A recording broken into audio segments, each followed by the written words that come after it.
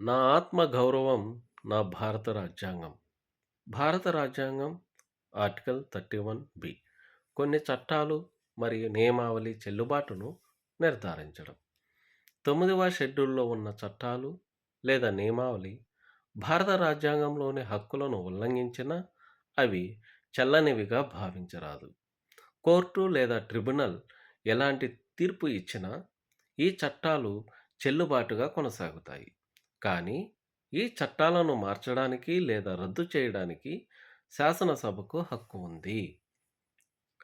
Article 31 కొన్ని ఆదేశక సూత్రాల సాధనకై అమలుపరచు చట్టాలకు మినహాయింపులు. రాజ్యాంగంలోని ఆర్టికల్ 13లో ఏమున్నప్పటికీ ప్రజల కోసం 4వ భాగంలోని ఆదేశక సూత్రాలను అమలు చేసే చట్టాలు ఆర్టికల్ 14 లేదా 19 ద్వారా ఇవ్వబడిన హక్కులను తగ్గించినా చెల్లుబాటుగా ఉంటాయి. అలాంటివి కోర్టు ద్వారా ప్రశ్నించబడవు.